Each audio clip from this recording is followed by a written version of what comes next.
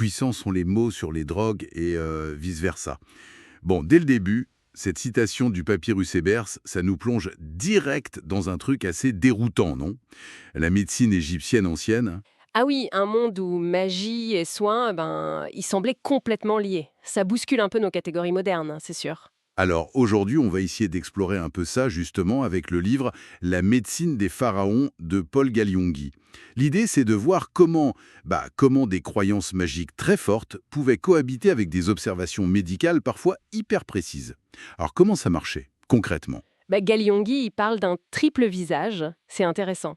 D'abord, la magie, partout, puis un empirisme basé sur l'observation, hein, et enfin une théorie médicale qui émerge petit à petit. D'accord. Et la prière au début du papyrus Hébert, c'est un bon exemple. On invoque Thoth, le dieu de la sagesse, celui qui donne les formules magiques, avant même de parler des remèdes. Donc oui, la magie, c'est vraiment la base. Et cette base magique, elle est riche. Il y a l'idée d'une force invisible qu'on peut influencer, et puis des principes comme la loi de participation. En gros, tout est lié, quoi. C'est ça. Et c'est là que ça devient fascinant. La logique par ressemblance. Une plante qui ressemble à un organe. Hop, elle pourrait le soigner. Un jeu de mots peut avoir un effet réel. Il y a aussi la loi d'homéopathie. Le semblable attire le semblable. D'où les jours fastes, néfastes. Tout à fait. Et la loi de solidarité, agir sur une mèche de cheveux, par exemple, ça revient à agir sur la personne entière. Incroyable. Absolument. Et au cœur de tout ça, la puissance des mots, du verbe. Les incantations, il fallait les réciter parfaitement, sinon ça marchait pas. Ou pire. Ah oui, hein? Oui, oui. Et le nom. Le nom, c'était créateur ou destructeur. On pense au martelage du nom d'Hatchepsout Hmm. pour essayer de l'effacer de l'histoire, carrément. Ou cette légende d'Isis t'y forcera à lui donner son nom secret. Pour le guérir, mais surtout pour avoir du pouvoir sur lui. Oui. Le nom, c'était une forme de contrôle, en fait. Exactement. Mais alors, qui détenait ce savoir, ce pouvoir dans la pratique médicale de tous les jours? C'était qui les médecins? Alors ça, c'est une bonne question parce que la frontière entre prêtre et magicien, elle était super floue. Disons que la magie, ça visait à contraindre les forces, alors que la religion, elle négociait avec les dieux. D'accord. Et la médecine égyptienne, elle faisait un peu les deux. On avait des prêtres spécialisés, comme ceux de Sekhmet, la déesse lionne. Ils étaient réputés. Et à côté, des magiciens professionnels, les Sa-W. Et les dieux guérisseurs, il y en avait beaucoup. Oh oui, Thoth, évidemment, l'inventeur des sciences, de la magie, Isis, la grande magicienne, Horus aussi, parfois appelé médecin, Sekhmet, lié aux épidémies, mais aussi à la guérison par ses prêtres. Sekhmet, celle qui apporte la maladie et la guérit. C'est ça, elle a ce double visage. Et puis plus tard, Imhotep, l'architecte qui a été divinisé et qu'on a vénéré comme dieu guérisseur. Même si son rôle de médecin de son vivant, ça reste discuté. Et pourtant, à côté de toute cette magie de cette religion, on tombe sur le papyrus Smith. Et là, ça tranche. C'est presque un manuel de chirurgie pour les blessures, les traumatismes. Ah oui, le papyrus Smith, c'est remarquable. La structure est hyper méthodique, hein. Un titre pour le cas, l'examen clinique.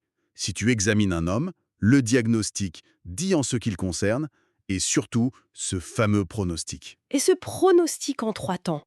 Une maladie que je traiterai, que je combattrai, ou alors une maladie pour laquelle je ne ferai rien.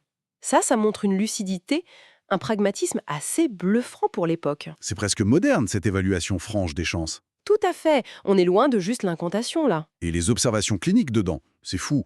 L'auteur fait le lien entre des fractures, crâne ou colonne vertébrale, et des symptômes précis.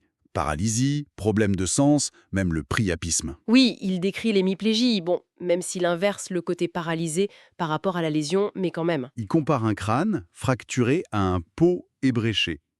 Il voit les pulsations du cerveau et dit « c'est comme le point faible d'un crâne d'enfant ».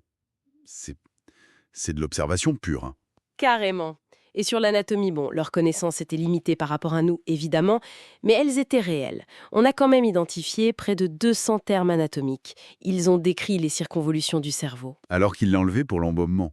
Exactement. C'est paradoxal. Le cœur, lui, était vu comme le centre de tout.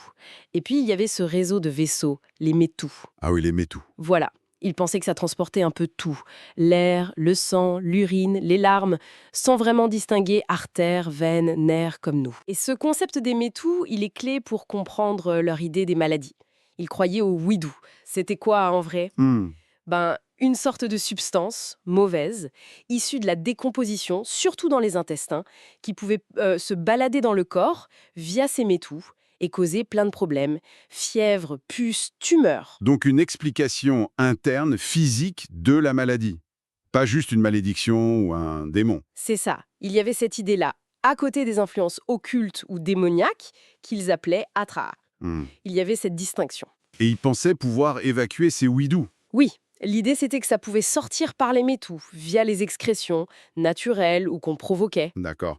Et on voit cette double approche, magie et observation, dans les pratiques concrètes. Oui, par exemple pour les tumeurs, ils les classaient selon consistance, mobilité. Ils utilisaient le bistouri, parfois le cauter. Ils savaient qu'il fallait enlever la capsule autour.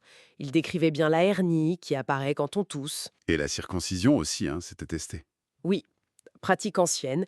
Et puis l'hygiène, c'était important. Se laver souvent, utiliser le natron comme savon, s'épiler, utiliser des huiles parfumées. Donc, pour résumer un peu, Au final, ce qui ressort de la médecine égyptienne, c'est cette complexité, cette dualité. Un système où invoquer Thoth et décrire une fracture cliniquement, ça posait pas de problème, ça allait ensemble. Ce n'était pas contradictoire pour eux. C'était un cadre mental cohérent, même s'il est très différent d'une autre, où ces approches se complétaient en fait. et ça laisse songeur quand même. On peut se demander quelle part de cette observation rigoureuse, de ce pragmatisme qu'on voit dans le papyrus Smith, a bien pu peut-être, une fois débarrassé de la magie, influencer la suite, les Grecs par exemple. Oui, il y a des pistes, des similitudes dans certains remèdes, dans l'idée même de pronostic. Et puis, plus largement, regardez cette façon qu'ils avaient de mêler le connu et l'inconnu, le rationnel et le magique. Est-ce que ça ne nous renvoie pas un peu à nous-mêmes, à notre propre façon de gérer les limites de notre savoir face à la maladie, à l'inconnu? Voilà, ça laisse matière à réflexion